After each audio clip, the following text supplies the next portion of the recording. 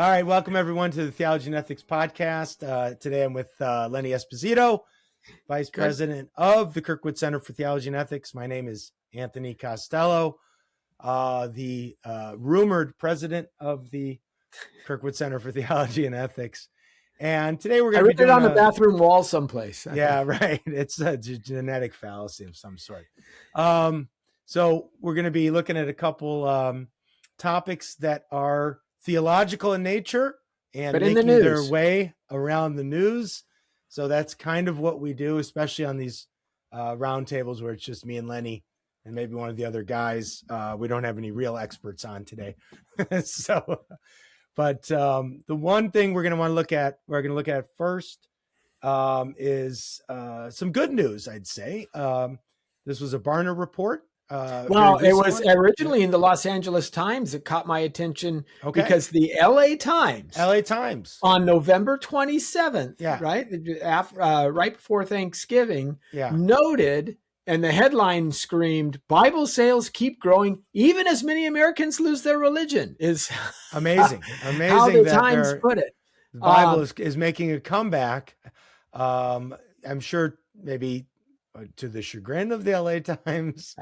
And then Barna, I think, also reported in a recent article that we'll put up or study that there's also a return to church. So that's right. It's not just people ordering Bible, maybe because they've heard Bible mentioned enough times on Rogan in the last year and a half or so.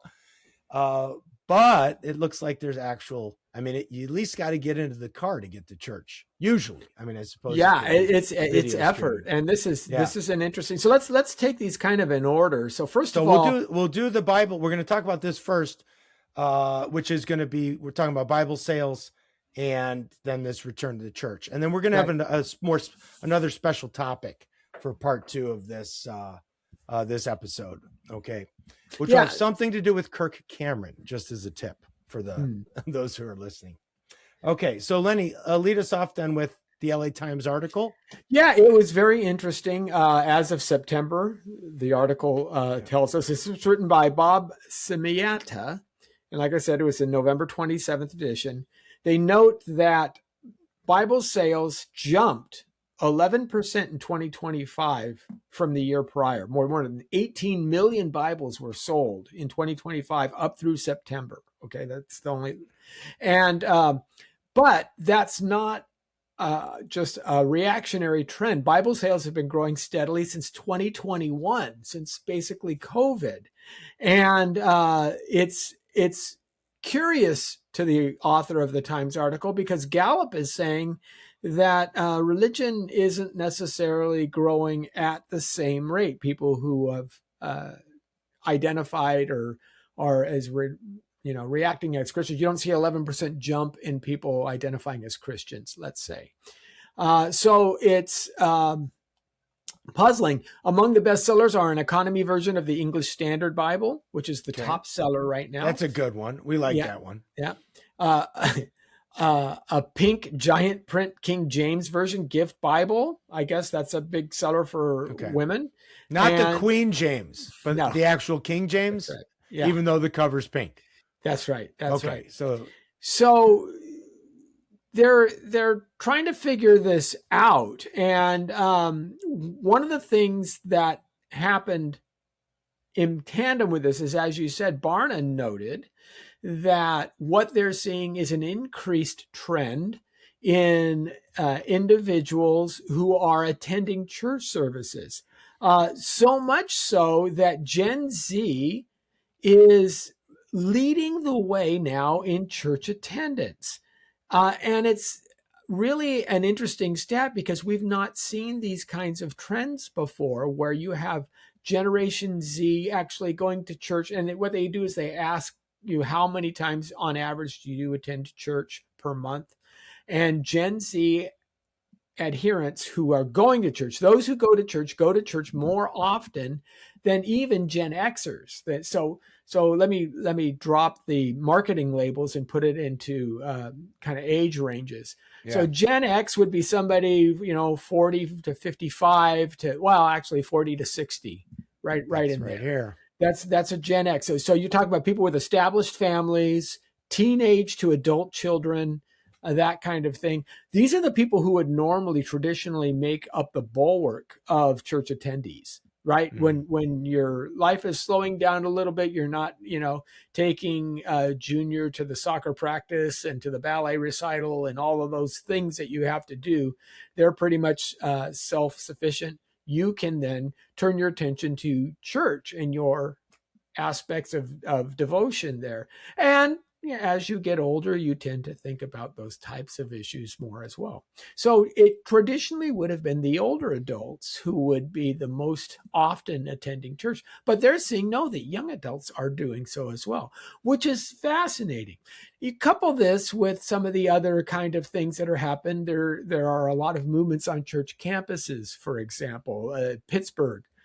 University of Pittsburgh has a couple of Christian clubs that are exploding. Of course, the Turning Point chapters. Charlie Kirk's death has made a big deal of this, but you're seeing a lot of faith-based organizations and groups and Fellowship of Christian Athletes be reinvigorated.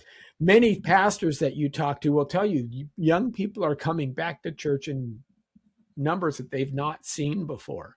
And you just have this general spike in interest from the younger generation. And people are asking, is this a revival? Is something going on? So that's an interesting media point, that those kinds of things are going on. They interviewed different individuals who are starting these different chapters at universities and colleges and how they're attracting more people.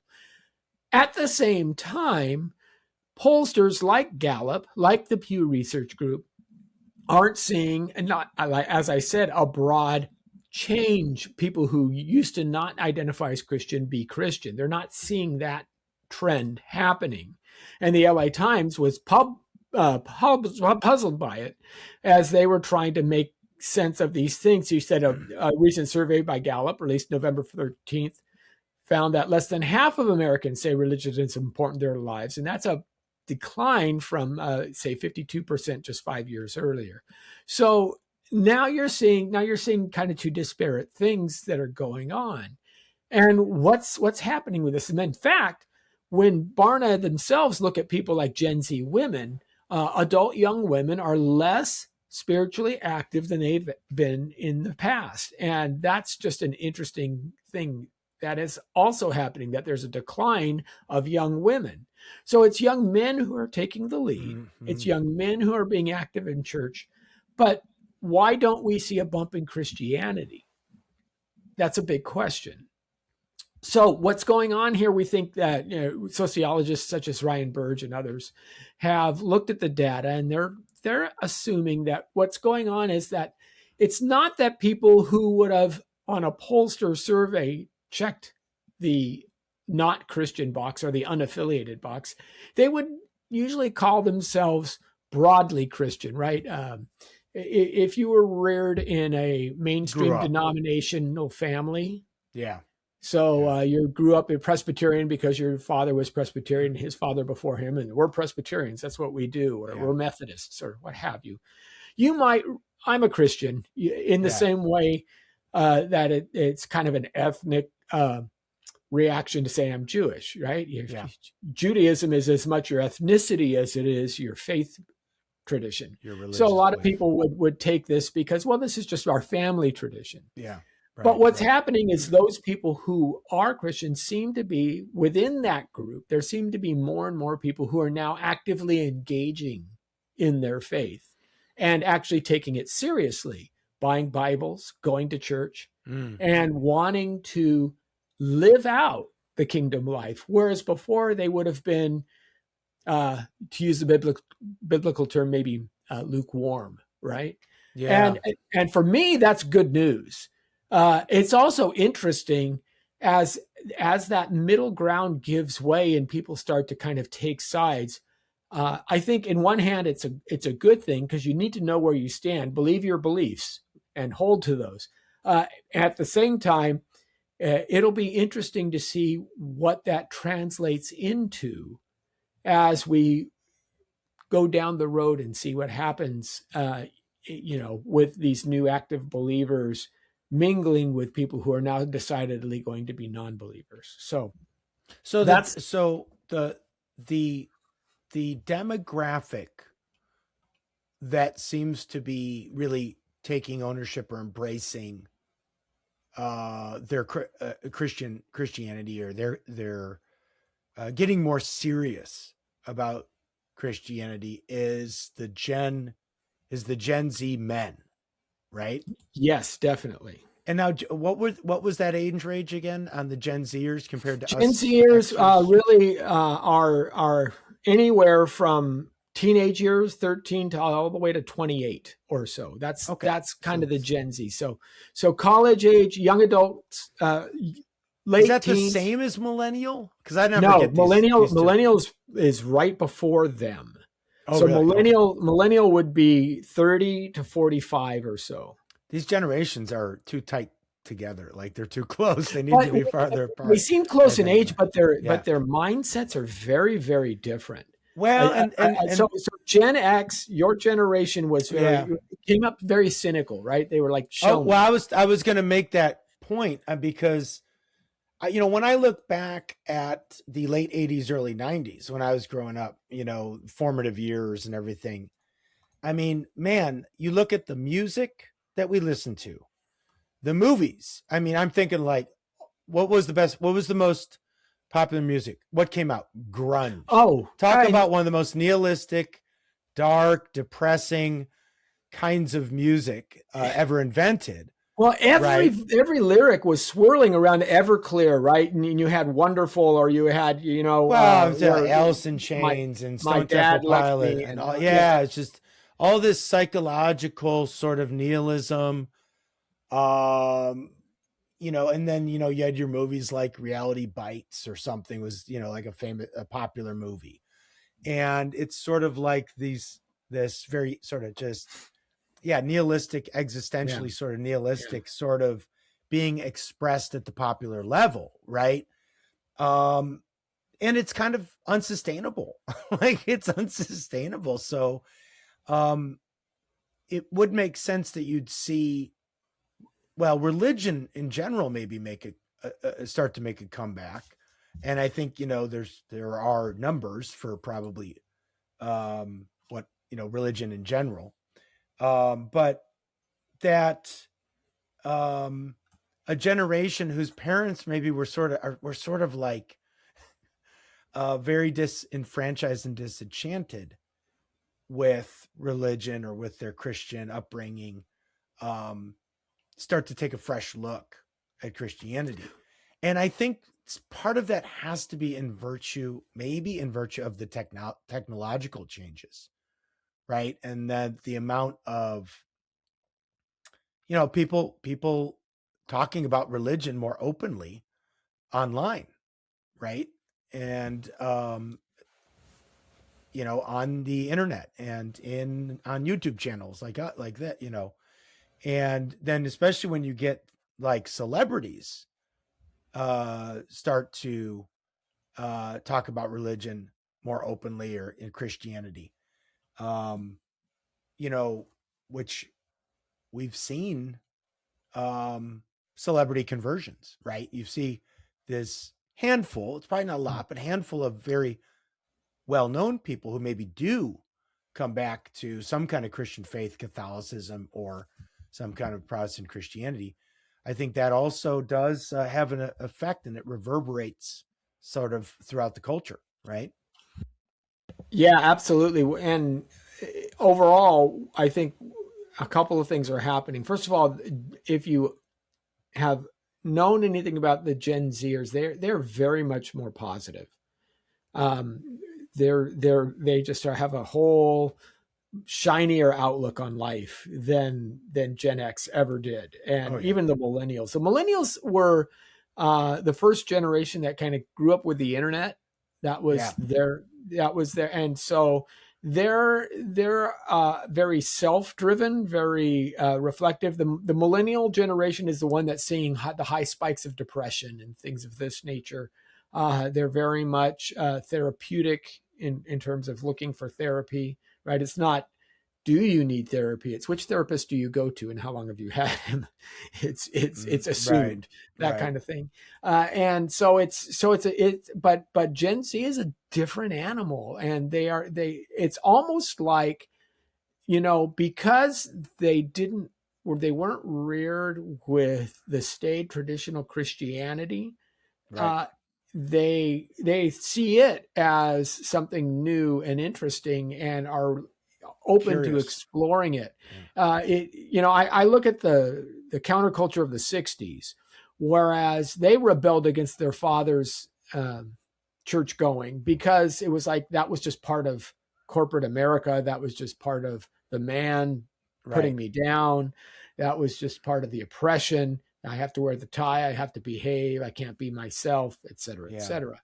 That doesn't exist for Gen Zers. That whole concept has gone, and part of it is the Jesus movement, where you could come to church in your flip flops and your cut off shorts. So there is a whole interesting piece here that's evolving, and two things I think are true. First of all, if we look at biblical stories, and Tony, you've talked about this in the past, are truly mythos in action, right? You have brave men facing insurmountable odds with the help of God, conquering foes and vanquishing evil. David and Goliath, Samson, things that even the superhero genre had and leveraged, that almost no longer exist even in Hollywood. You can't find those kinds of stories being put out in our entertainment media anymore once everything switched to woke. So young men hear these stories, read these tales in the Bible, and of course it's going to be attractive to them, because this is how men are wired, right? This is what young men want to do. I mean, they want to go out and conquer the world. Right. I mean, and where else are they going to find this motif where it's not only presented but lauded? Hey, these are the kind of guys you supposed to be like. Right. I mean, look, there's a reason why Lord of the Rings is enjoying such ongoing popularity. Yeah. Right. I mean, not just the books, but then the movies and the various branches of, even if they've screwed it all up at this point, there's a reason why Tolkien's world continues to have this kind of deep resonance in the culture, right?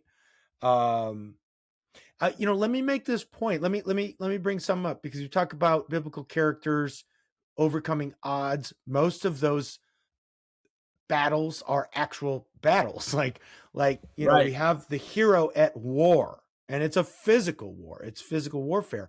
This just kind of struck me as well. I mean, remember when we had Carl Teichrieb on, I think it was last year sometime, and he made a very salient point. I thought it was a really good point, like about the 1960s. Your 1960s, you got kids growing up.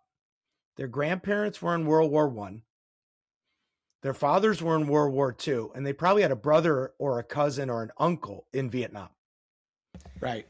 And these were horrible human tragedies, right? So you got three generations there, right back to back, with these tremendous levels of human carnage in what was supposed to be still a relatively Christian West, right?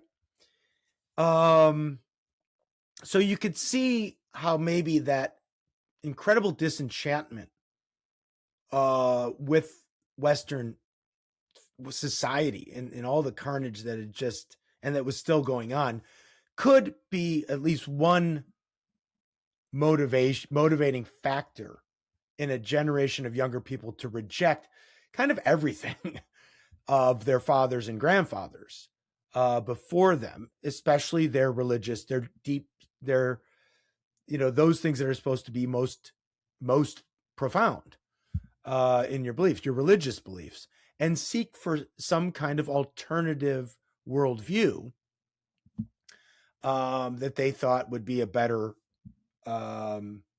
way forward for the future. And that obviously would maybe prevent or avoid war, just literal war and combat and physical combat. But then, the last several wars that have been fought, Iraq, the 2 Iraq wars, Afghanistan, these have almost been fought within that nihilistic framework of Gen X. Right. I saw it in Afghanistan. I saw people who had they didn't have, baby boomers and former flower children they were older. These are not, and they were all anti-war. That stretch of that sort of, neo-pagan new age spirituality, it didn't last very long. By the time you get to the 90s with Gen X, you have a very different kind of generation. Now you have a generation of people going off into combat, off to foreign wars.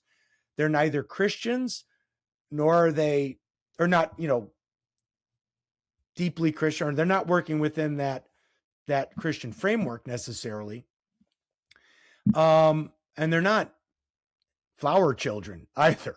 They just really don't have any deep-seated religious commitments or beliefs, or they're very confused if they do. And obviously this is a generalization. So you got a couple wars that play out in sort of this nihilistic framework. And I think that sort of gives impetus to the realization that we need traditional religion. We need something like a Christian framework again, if we're going to survive the real world, right? Right. And what it throws at us. And I think, this is a reemerging sense about the problem of the post-liberal order, that liberalism is not enough, for a society to live off of, that you really do need a theological basis for the way you conduct a nation, for the way a nation conducts itself. You definitely need an identity first. And I think that's important. There's a very fascinating study came out of Germany. And people have been lamenting, for example, the immigration problem in Germany and what that means, and how they are losing their ethnic uniqueness as Germans. But what a couple of sociologists have recognized is that one of the after effects of World War II and specifically the Holocaust was to the government that was reestablished in Germany was determined to not allow that kind of fascist, uber nationalist concepts rise again within. I mean, it's not just Hitler, right? The World War I was before Hitler. Right? That famous Norm Macdonald skit where it goes, Germany goes to war with the world, and they lose, and then you get another guy come up, and what does he do? He goes to war with the world again. Yeah. So they want to quash this penchant. And when you were growing up in Germany in the 50s and the 60s and the 70s and even in the 80s, what you heard was, yes, we are Germans, and Germany did all of these bad things. This is what it meant to be a German. It means that you could be a Nazi, and it was drilled down into them so repeatedly that by the 90s, what happens is kids hear this message and they believe it. They say, oh, well, if I'm going to be a Nazi, let's run with it, right? Yeah. If I'm predestined to this, I'm going to then therefore pick it up because people want to belong. They want to know where they come from. Their heritage means something. This is why racism Yeah. and bigotry is so pernicious a problem, because it's not simply attacking your physical appearance. It's attacking your heredity. It's attacking Yes. where you're from. Yeah. And so the rise of the neo-Nazi movement in the 90s is actually a counter response. Did you read my article the other day, the one that I just updated on Just on this? Theos? Okay, yeah. Well, yeah, because we're going to do a podcast on it next week. I've spun Davis up. No, because I saw this firsthand. I lived in Germany from 1993 to 2002. I lived in Germany and Austria. Okay. So I saw this firsthand over those 7+ years. Because something like this is happening right now in America with people like Nick Fuentes or something. Well, I mean, that's the parallel, right? Yeah. So the modern feminist movement that it became the fourth wave feminism.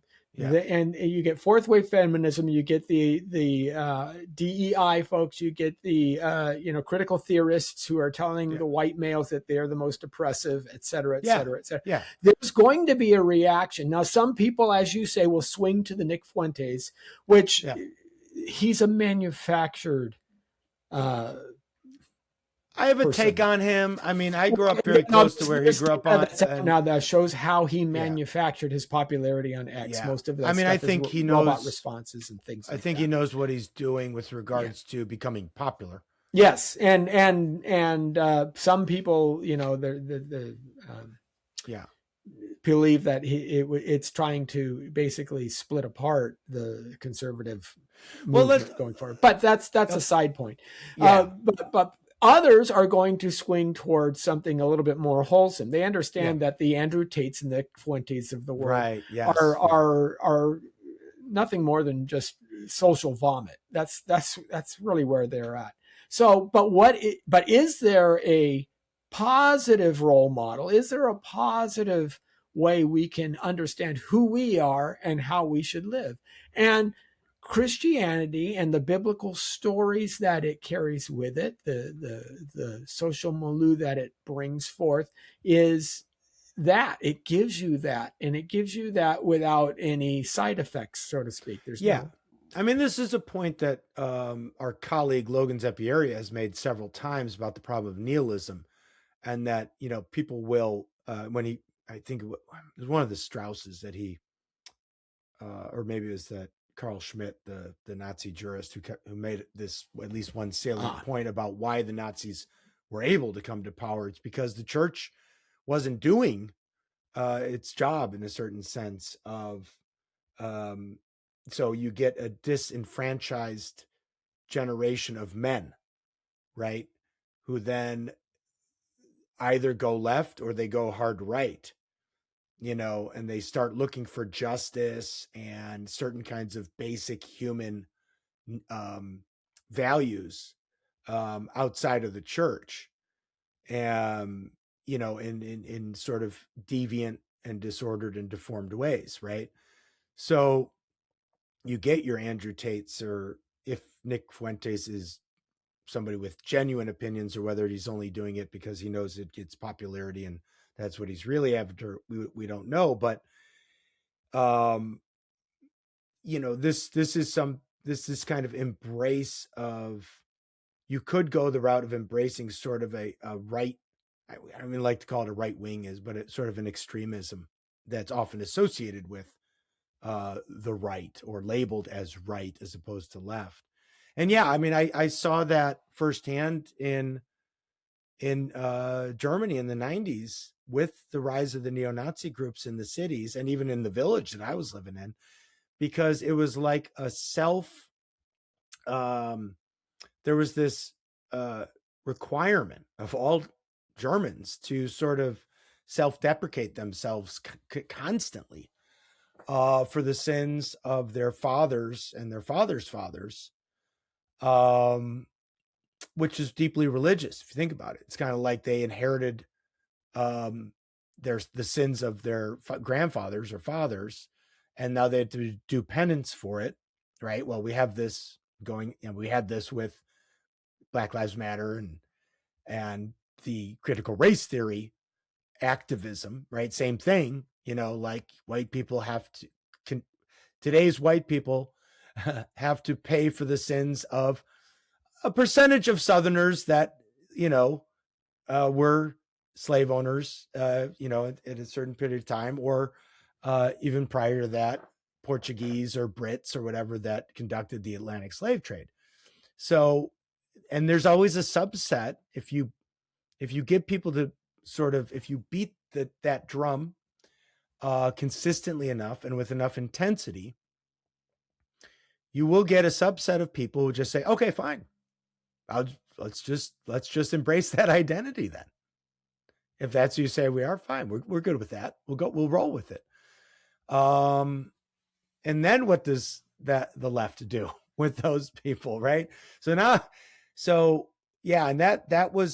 happened in Germany. I think Ben Shapiro was just on the Trigonometry podcast, and he made the same point. If you do this long enough with enough intensity, you're going to get a subset that just is going to embrace that label that you've given them. And we've seen this actual white racists do this to black people, right? I mean, I in the article that I wrote for Patheos, which we can link to, I actually referenced Kimberly Crenshaw's work on this in her Mapping the Margins article, where she talks about the case of groups like Two Live Crew. If you remember Two Live Crew, and we won't reference any of their lyrics here, or gangsta rap in general as a genre, where it was sort of said, or at least interpreted, that this is sort of the black person just sort of saying, fine, if that's the way I'm going to be sort of treated or labeled by white people or white racists or whatever, as thugs, sexual deviants, whatever, I'll just embrace the identity. And then a lot of them made a lot of money off of that, embracing that identity. So this does seem to be a sociological factor. Now, I do think the way out of this is the good part, is Christianity, is the gospel. The gospel is the way out of embracing a false identity, right? Right. Yeah. So, I mean, it is encouraging, I guess, to see this return to church amongst young men. Yeah. And we have to also understand that while, going back to the Los Angeles Times article, while more Americans are reading the Bible, that doesn't mean that they all take the Bible as inerrant. So the Barna's polling has shown in 2000, 43% of the folks who agree that the Bible is totally accurate in the principles it teaches, just in the principles.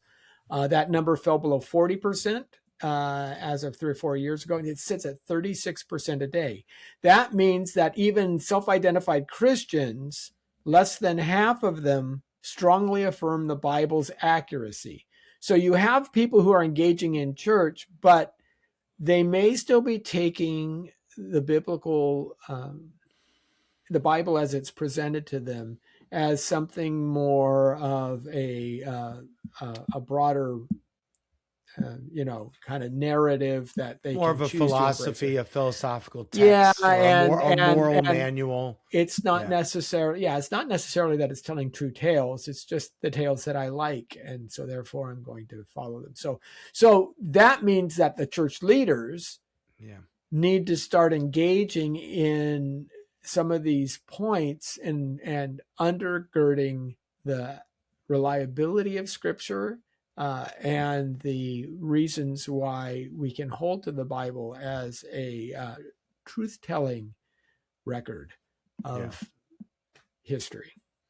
Yeah, I mean, it's one of these interesting questions about whether or not more people having more Bibles is itself just inherently good, or could it cause more? I mean, this goes back to some of the debates that I think Luther had with people like Von Eck, and maybe even it came up in his debate with Erasmus about whether or not just getting the Bible into people's hands is a good thing or not. Right. No, and he made the Roman Catholic Church made a completely credible point that you do this, you get the unlearned, the uninitiated Yeah, the uncatechized. The uncatechized, well, not even uncatechized, just the folks who have no concept of church history. Right. What you're going to do is you're going to have a rise in heresy. That was their concern. That's why putting the Bible in the vernacular was something that they didn't want to do, because they say you have to be able to understand it. First, you have to be able to understand its entire context before you can really do. And they were right. I mean, Jehovah's Witnesses and Mormons wouldn't be able to launch if they didn't have the Bible. I might disagree on that, because I think those heresies were there before the Reformation. Well, they just got repackaged. Oh, right? Islam. Certainly Jehovah's Witnesses. I mean, a lot of these heresies go back. See, they're sort of areas. Then again, the Bible was in the vernacular in the 3rd century. Everybody was still reading Greek. So there were those early translations into other languages Latin prior to the German Bible. My counter to that is, while you're right, it does raise the prospect and probably the inevitability of heretics bringing forth the misappropriation of Scripture. It is a necessary danger to risk, because the benefit so far outweighs that, and you have the church in total being able to issue a corrective. So it's like, we can stop the chief cause of all fatalities today. We could stop it in its tracks. We just don't issue cars to people anymore. We just right. Yeah. And it is the single biggest threat to human life primarily today. But does the consequence outweigh the benefit of having a car? No, it doesn't. The safety of not knowing that you're never going to get into a car accident is not outweighed by the fact that I don't have a car and I don't have independent mobility. Well, and I think too today, I mean, just given our technology, there's no way that heresy can be actually stamped out anymore. I mean, no.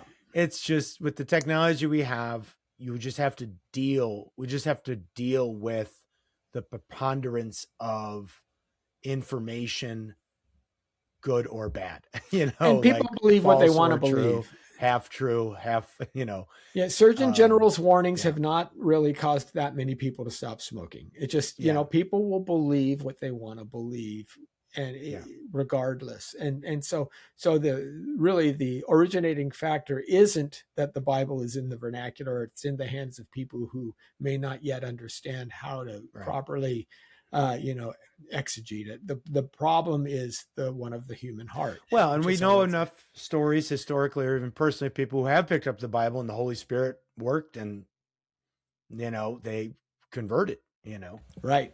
I remember the story of a guy that was at seminary with for a while, Chinese from mainland China, and somebody I don't think he even ever heard of Jesus, but somebody gave him a Gospel of John, and he read it, and it just he had this vision reading it, and converted in his room by himself. No preacher, no evangelist. Somebody just given him a Gospel of John. So he converted that that day. Next, I met him at seminary out here in California, so it does. Amazing. So, again, encouraging. Yes, absolutely encouraging, especially to see more young men, because we know traditionally it's mainly been women in the churches, especially since the Middle Ages, I think, is you really start the number. Certainly after the Enlightenment, you get these numbers. I think this is a correct assessment of the historical data. It's always male attendance in church is always lower, than female attendance. Well, Christianity even started off as being reviled as the religion of slaves and women. That's even what the Romans called it the 1st, 2nd century. So it's always had that as the classical pagans would.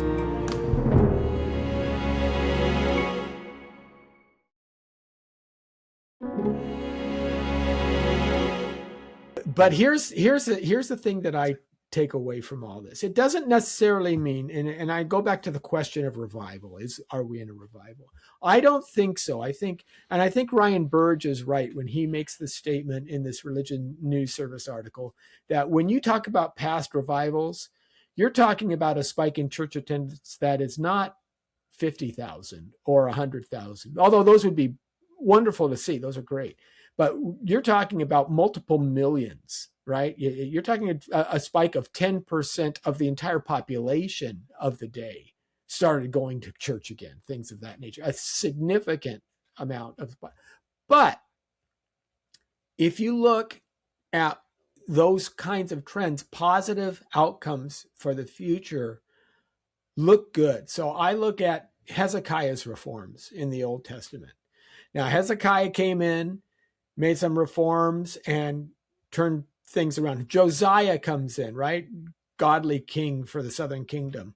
And even though after Josiah's reforms didn't stick, right? We had the evil kings that followed him all the way to the Babylonian diaspora.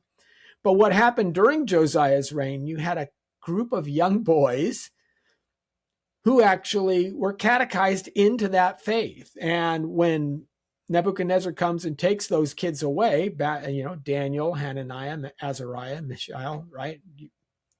Or they're by their Babylonian names, Shadrach, Meshach, and Abednego.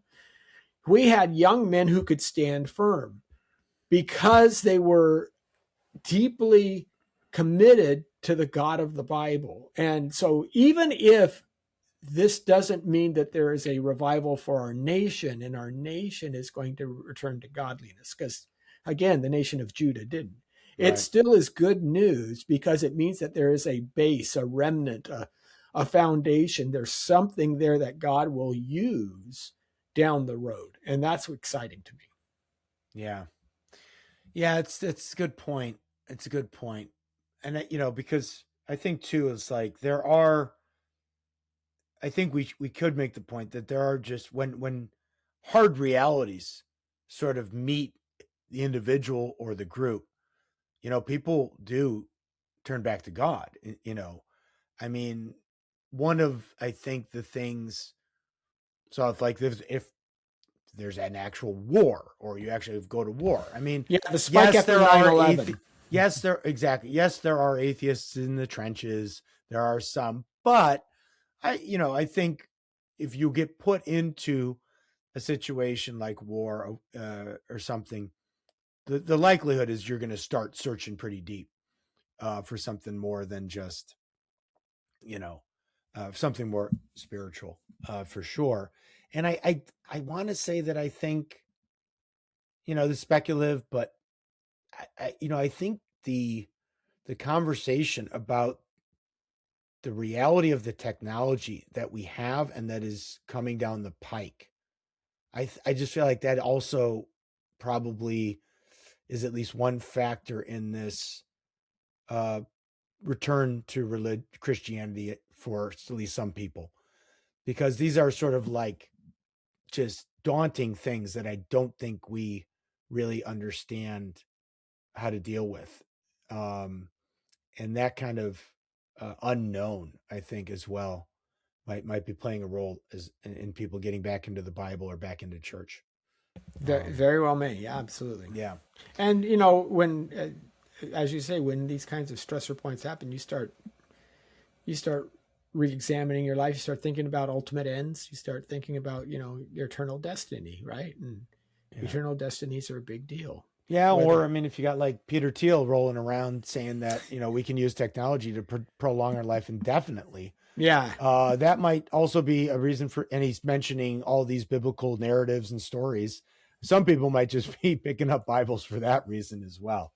So hopefully they'll get a better exegesis than I think what Thiel is putting out there about the apocalypse and stuff. But it's good. Okay. So speaking of the apocalypse, no, not quite. And eternal. But speaking of eschatology, eternal destinies of individuals, and eternal destinies. So there was a news story.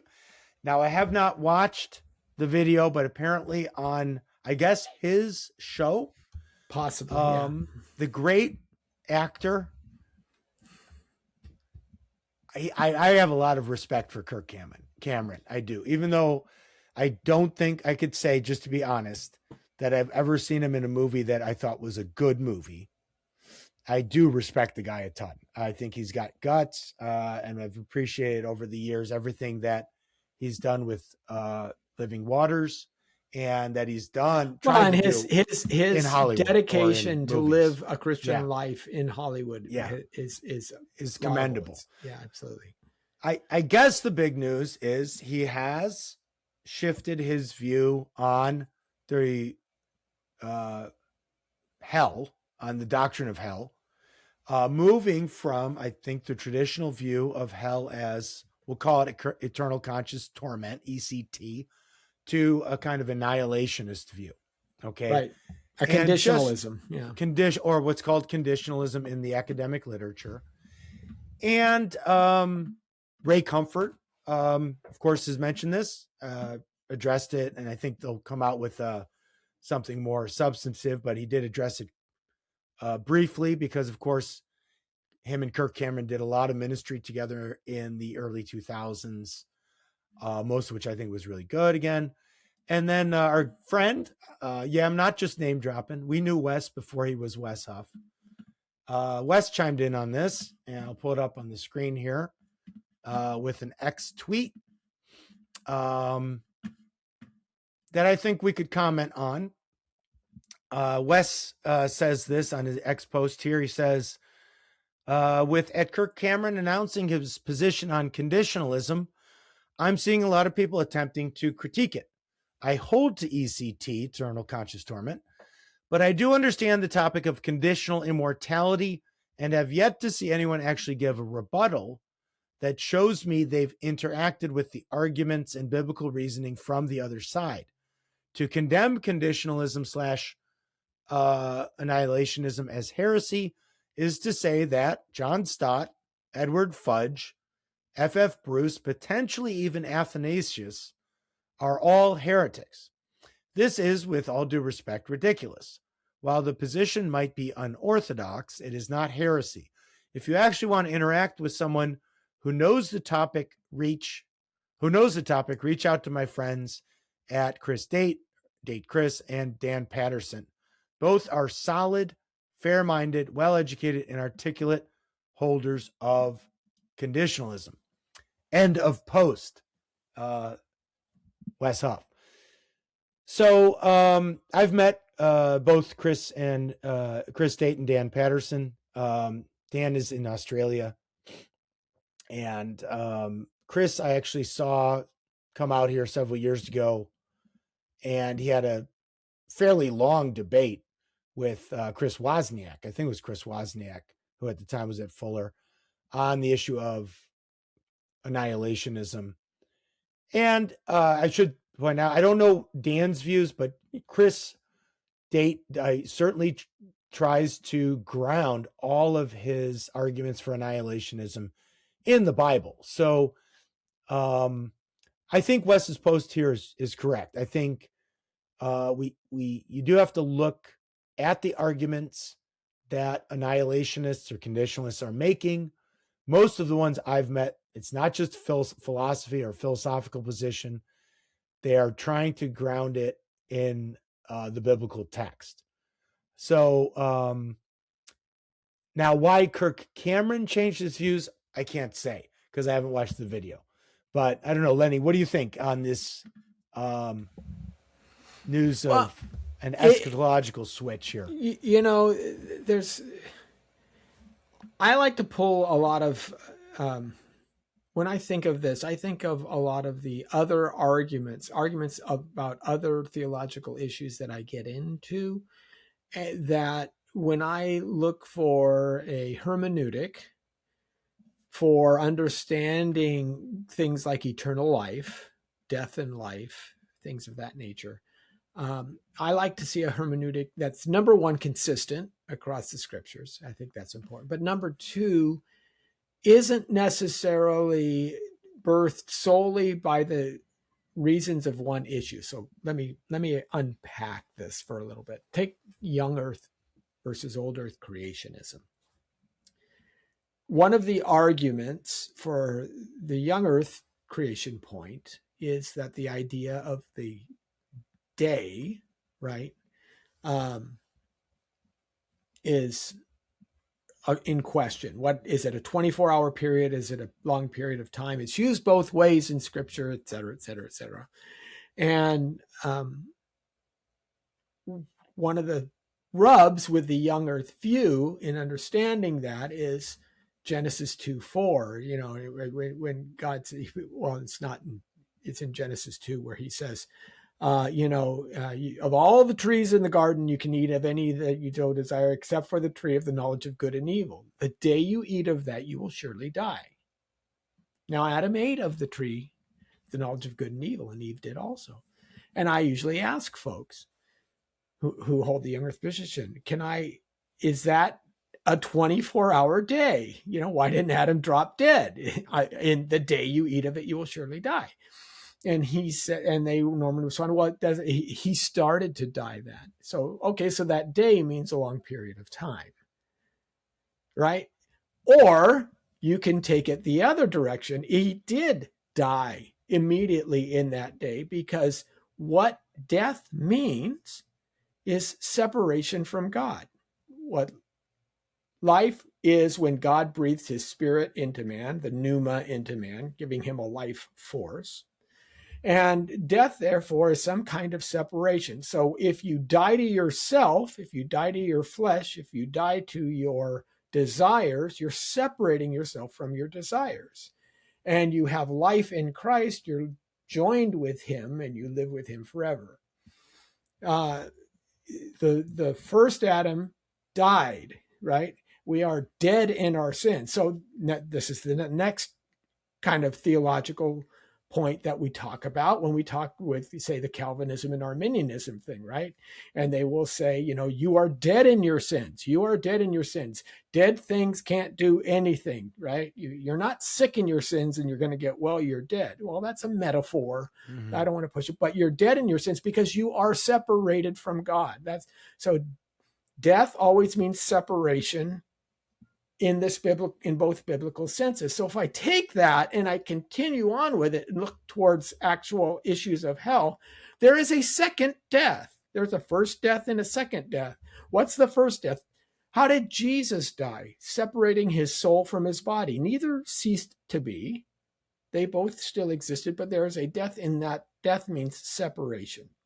Mm-hmm. So if death means separation and life means joining, especially with God, then in understanding all of those passages where there is a second death and eternal, that is a total separation from God. The first death is the separation of the soul from the body. The second death is the separation of the individual from the presence of God, from the active benefice that God provides.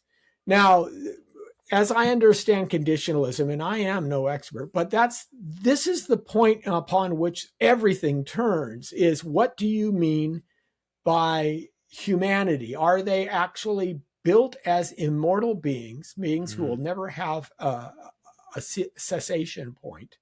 Or are they conditional?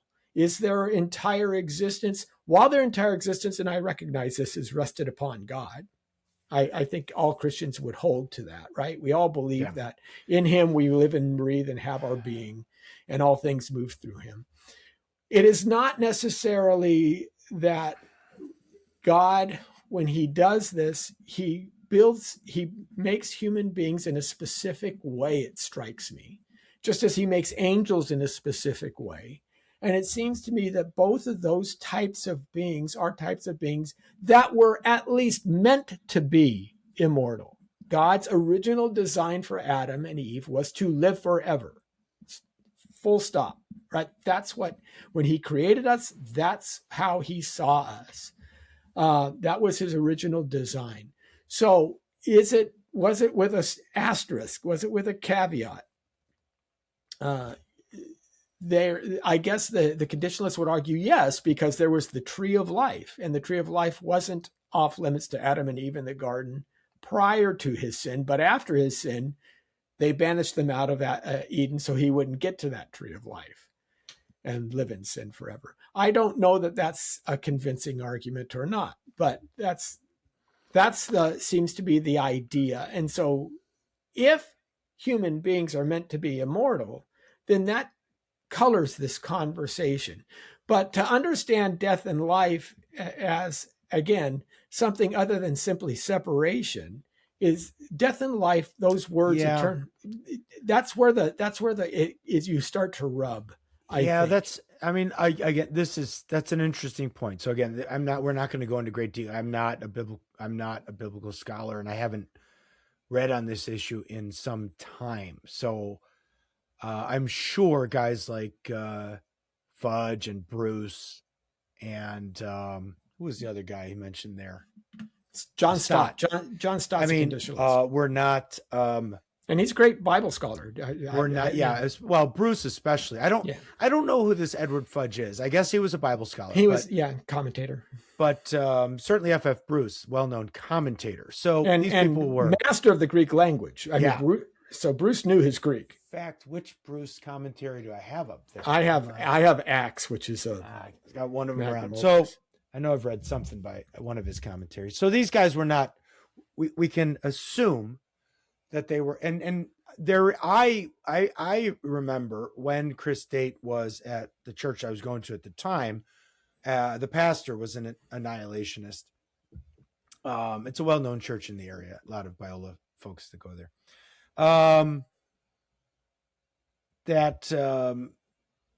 What was I going to say? I brought up to Chris Date that that Athanasius might have a view like this. And I could not reference the passage for you right now, but there is a passage where Athanasius talks about, kind of as the soul moves further and further away from God, that it would just cease to exist because it's moving further away from God's causal power, to which, as we move closer and closer to God in eternity, we're getting more and more dwelt by and participatory in the divine nature. So if you just sort of take the analog to that, it would be the further and further away you go, the sort of almost the less being you have in the ontological sense, to maybe where you could see maybe at some point there is something like an extinguishing of the very being of the person. So I do remember mentioning that to Chris, because I don't think he had brought up Athanasius. He was referring to more modern scholars. I'm sure by now he's looked at Athanasius and has probably Justin Martyr seems to be in the traditionalist camp. In the traditionalist camp, in the sense of eternal conscious torment. Justin Martyr, says he argues for this first of all, most of the early church people held to an intermediate state. Definitely. They pulled a lot in the few writings that I'm reading from the rich man and Lazarus story. Yeah. They really hold on to that to show that's, and many of them seem to take it as not a parable, but as a kind of a report, because they even bring up the point, why is the man named Lazarus? If it was a parable, you wouldn't have a name. Again, that's how they I think approach it. And then they're saying, look, there's a gulf fixed between these two places for a reason. Yeah. And these people are living in that. Now, sometimes the early church fathers thought that that abode of the dead, or Abraham's bosom, however you want to call it, that exists until the final judgment. That was kind of their mindset. I think the more common teaching today is that while the unrepentant dead may be still in that place of suffering, that the rich man found himself, that Abraham's bosom, once Christ's victorious work over on the cross and his atonement happened, then it moves everybody into a state of heaven, which is supported by the passage in Revelation chapter 6, where you do see the saints who are martyred under the altar. So that seems to be a supporting passage that says that the faithful dead are not necessarily still removed in that separate place of Sheol. But they not only point to that, but they point, what's the necessity then of, in Revelation 20, taking Sheol and death, right? Taking hell and death and throwing it into the outer darkness. If we're just going to annihilate anybody, why do we have to then remove this up and put it over there, so to speak? Because doesn't that cause a conflict? Which is an interesting argument, right? It's like, hey, it seems to me that there's still these folks, even though we're remaking all of heaven and earth, all of creation is being remade so that we can live with God in unity forever. Those guys still have a destiny that we have to deal with. And I think that's an interesting point. Well, that is a good point. I mean, with regards to the church fathers, I think I've read enough of the church fathers now. Let's see. I've gone in chronological order, starting with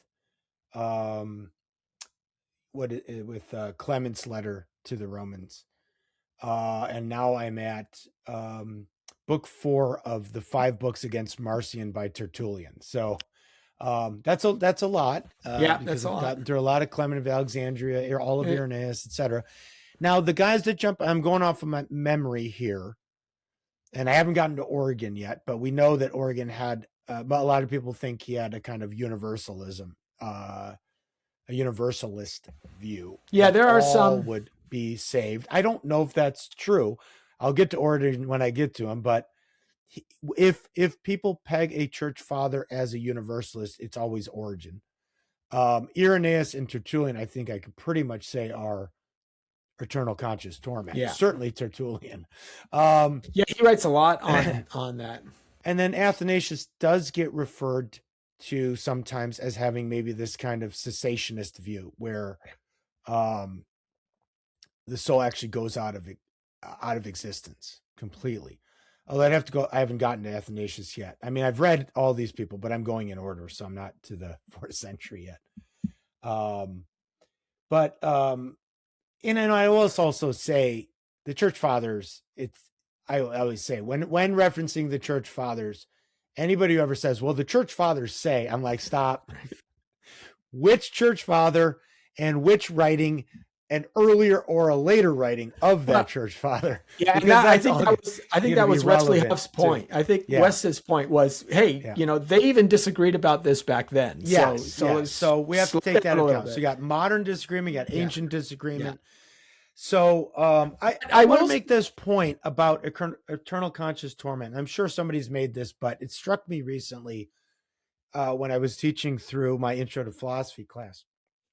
And we were going through issues related to Plato's forms. And, Plato has the forms in a separate dimension, if you want to call it the realm of the forms. Aristotle has the forms in the material object, right? The hylomorphic dynamism of the form and the matter being unified in the particular creature or entity. There is this sense, because you said, well, God, we would say, on one view, God would be upholding all of existence. Everything is constantly upheld by God's causal powers, right? Right. In a more active way, right? And that might be a little bit difficult to handle if God is actively upholding the human forms of every individual human who will be in hell.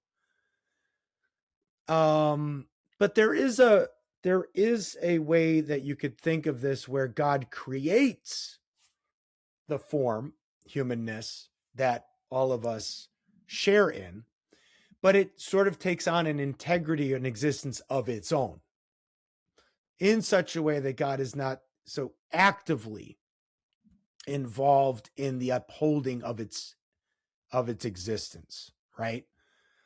And that might mitigate to some degree this discomfort we have with God being actively involved in the torments of hell. Right. If you have a more independent human existence that continues, that does, now God could destroy it.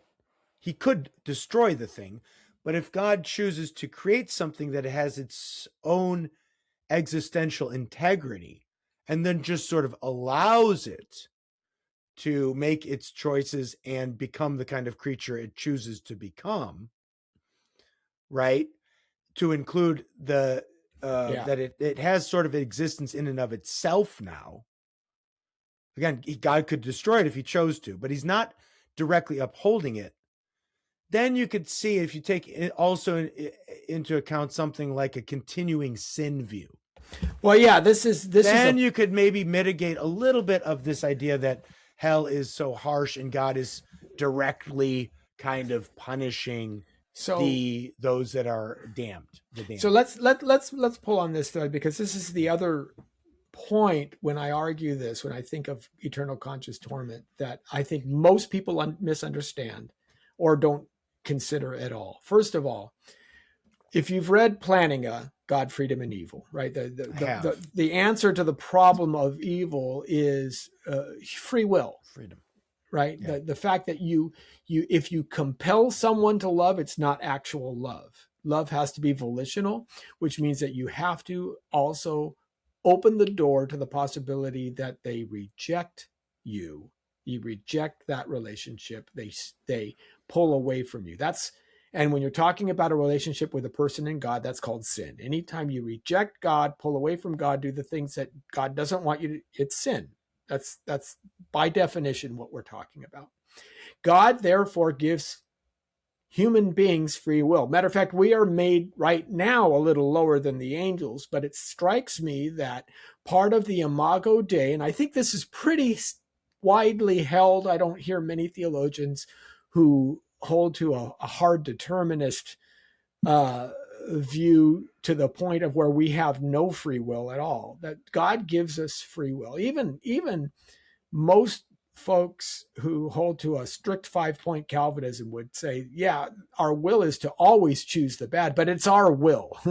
It's part of being human to have that will. That is the will that Adam had, and that when he rebelled, it was permanently bent, soiled, original sin, however the terminology you want to use. Okay.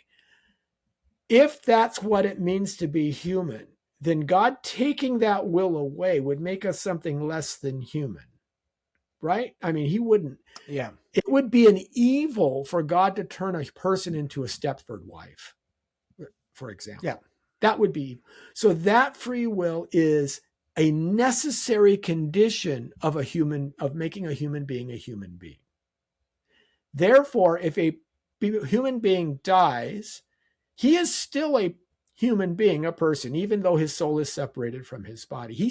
And the will resides in the realm of the soul. That is where the will resides. So a soul that is separated from the body today in the place of torment, as the rich man was in Jesus' parable, can try to barter his way out of his situation, not being repentant, as the rich man wasn't repentant. He just wanted relief. He's, the Romans chapter 9, and Esau, sought to change his destiny with tears, but he wasn't actually repentant. He was simply wanting to get out of jail free card. It strikes me that those who shake their fist against God and are thrown in jail, or thrown in hell, I should say, just as a petulant child who's sent to his room will continue to mutter and curse at his parents after he's going, because the punishment that's inflicted on him makes his petulance and his resistance worse. Therefore, the soul who's put into hell will continue to sin and rebel against God. He'll continue to resist that relationship. He'll matter of fact, making him push him farther away, as you had alluded. That means that he now has new sins. Now, if even the conditionalists hold that there is a punishment that must be meted out in order for God of justice to show, otherwise, why is there any kind of hell whatsoever, right? It seems to me the annihilationist would be better off by saying there's no hell at all. You just get annihilated after death, and that's that. But they don't. Most people can't square that with the biblical record. I mean, Jesus weeping and gnashing of teeth. It's really hard to make the Jehovah's Witness claim. So if there is a hell state, why is it there? Well, it's in order for God to show that there's a punishment for sin. But if you're adding new sins to your record, just as a person who's put to jail for murder stabs another inmate, he gets more years added to his sentence, right? I mean, that's what happens if we're going to use the penal view.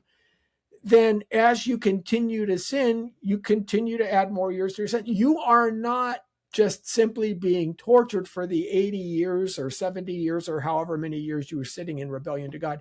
You are continually in rebellion, which means that you continually rack up more sentences, more sentences, more time in jail, and on a potentially infinite time scale. And this kind of reflects contemporary defenses of eternal conscious torment, like C.S. Lewis's own defense of ECT that he puts in Mere Christianity, or more metaphorically in like The Great Divorce, where at some point it just is we could at least construe it as the damned punishing themselves. Exactly. So, and again, I think that would work better with this this kind of metaphysical view that I was mentioning, where if you have God not actively upholding the essence, the human essence, but creating a human essence that has its own existential integrity, then you really do have sort of the idea that God is not actively keeping the condemned person in existence so that the condemned person can continue to destroy them, like, sin against God and be unrepentant and punish themselves, Right. So, right. But okay, I do agree though. I agree with Wes that Chris Tate, and guys like that, and these biblical scholars, I mean, they're not out of, again, I wouldn't call it a heresy. I think it is unorthodox. I think it's wrong. I think it's ultimately wrong view. But if we want to retain a more serious sense of the term heresy, I don't know that I would apply heresy to the this is not a view that separates you from salvation. Heresy would be a view that would has the propensity to actually separate you from the salvific process, and this is not that.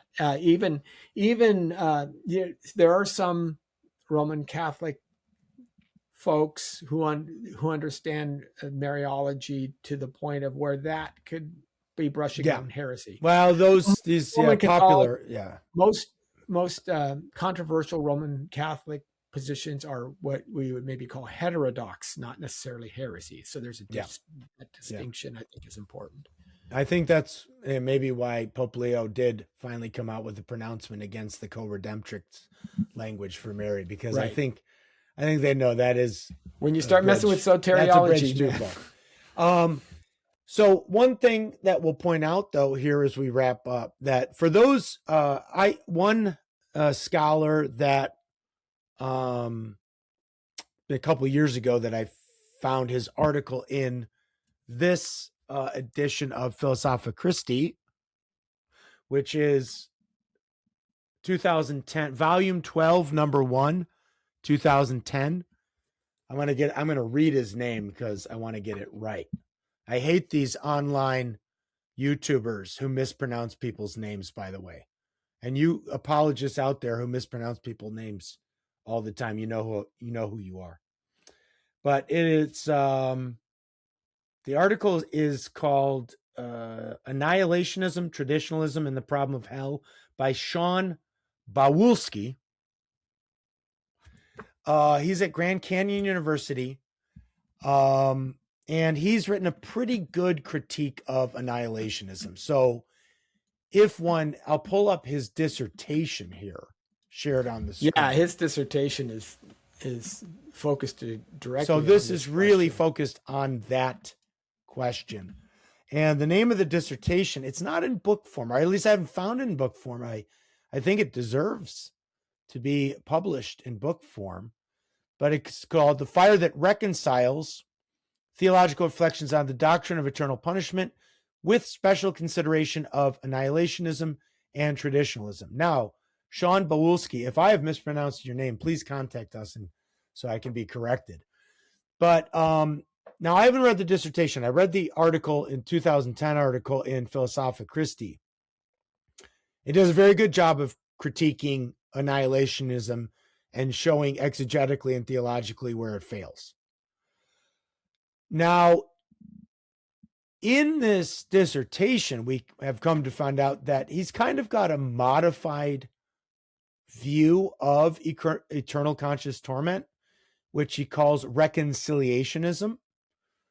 And if I understand it correctly, he basically does argue that hell is eternal. Hell's real. Hell's eternal. Everybody in hell is there eternally and in a conscious state. But with one addendum, they all cease to sin at some point. So that certain passages in scripture, like things being all in Christ, and every knee bowing and every tongue confessing that Jesus Christ is Lord, those are all made true in that all of these souls or embodied souls that are in hell eternally, they are in some sense reconciled with God because they admit, they do cease sinning and they admit that Jesus Christ is Lord, but they're not saved. They don't get saved. They don't get translated then, as the universalist would have it, into heaven or into the new creation to be with the saints in the presence of God. They're still in hell. So I haven't looked in detail at the dissertation, but I do know that Bawulski is a pretty good criticism of conditionalism, that people should take a look at it if they're concerned here about conditionalism and its heterodoxy or its unorthodoxy. And then they can take a look at this kind of modified view of ECT that he has, that he calls reconciliationism.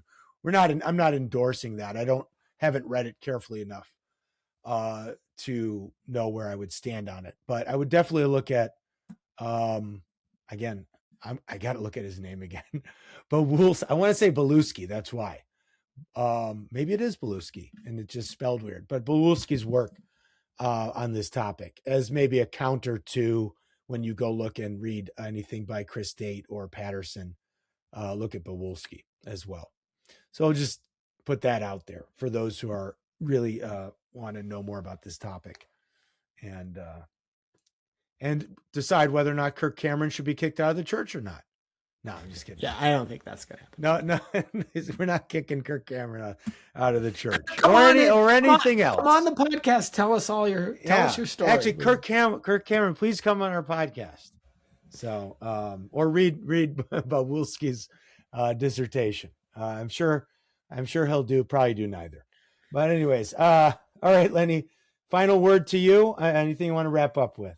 No, I just think that, and it's interesting, these two topics obviously touch on each other in some degree, because ultimately, one way or another, there is torment in the future for those who've not come into that saving relationship with Christ. So if we have an opportunity such as we're seeing today, where young people are not merely open to the message of the gospel, but starting to look for those voices that in which the gospel can really thrive. I think that it is impending. It's incumbent upon us and church leaders, especially, to make it as easy for them to do so as possible. So we need to really double down on our Bible teaching. We need to start opening these doors and embracing this stuff. We shouldn't be. You don't have to be afraid of your faith anymore. I think that's a big deal.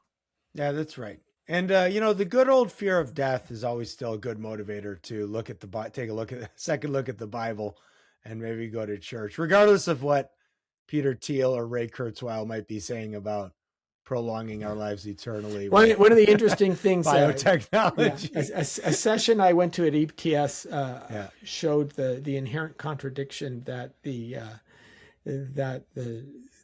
Ray Kurzweils of the world have, because they, on one hand, they believe that you can upload yourself to a machine, right? That you can upload yourself and you can live forever. On the other hand, they're all materialists.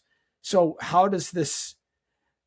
How do these two things? We'll do a follow-up on our last episode on Peter Thiel, because there's two ways that we could do this, right? One is to try and upload your brain data, right? They say it's all patterns. Computer. The other is to enhance yourself, put the technology into your body, and see if you can do it that way. But I think that one seems more plausible to me. Elon's working on it, but I tell you, that might be hell. That to me sounds like eternal conscious torment. So for example, just quickly, there's a lot of farmers who have bought John Deere tractors for a lot of years. And when they've bought John Deere tractors recently, they've become very much surprised, because the tractors are now very computer controlled, much like cars, right? You can't work on the electrical of your car anymore because it's all computer chip driven. You have to have what's the code? What's the computer code? And you don't want to void the warranty and things of this nature. Well, John Deere tractors are the same way. You can buy the tractor, you can buy all the mechanics from them, but the software that runs the tractor is licensed to you by John Deere, much the way Microsoft Windows is licensed to you. And if John Deere chooses to pull that license, you basically have a $250,000 paperweight on your hands. This has frustrated farmers, because when their tractor breaks, they don't necessarily want to call John Deere and pay the expensive repair bills. They'd like to either fix it themselves, maybe call the local guy, and local repair shops, unless they're licensed by John Deere and pay John Deere a fee, can't go out there and fix the tractors. John Deere has enough power where when Russia invaded Ukraine, they stole several John Deere tractors that the Ukrainian farmers were using, and John Deere in the United States bricked those tractors, turned them off so Russia couldn't use them anymore. Okay. Now you're talking about implanting chips in your person. Who owns that software? How do you know there's not a backdoor? What's going to happen? The law is not clear on any of this yet. And even if you own the software, you don't know that some malicious person might find either a backdoor or a hack to jailbreak the system. And then what do you do? Yeah, nice. There's a lot. The brave new world in which we live. Indeed. All right, everybody. This has been on that happy note, this has been the Kirkwood Center podcast for Theology and Ethics. Please leave a comment, hit the subscribe button, do all those things that people need to do in order to get us more views. And we will see you next time. God bless. Bye-bye. Thank you for listening to this episode of the Theology and Ethics podcast of the Kirkwood Center.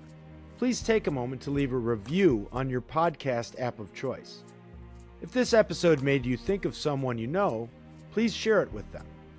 If you want to get in touch with the Kirkwood Center, you can call or text us at 909-493-7799 or send us an email at contact@kirkwoodcenter.org. You can also visit our website at kirkwoodcenter.org. If you want to join the Theology and Ethics conversation and see more content, you can find the Kirkwood Center on Facebook, Instagram, X, and YouTube and Substack. Until next week, my name is Anthony Costello. Thank you for listening to the Kirkwood Center podcast, and we look forward to hearing from you. Until then, God bless.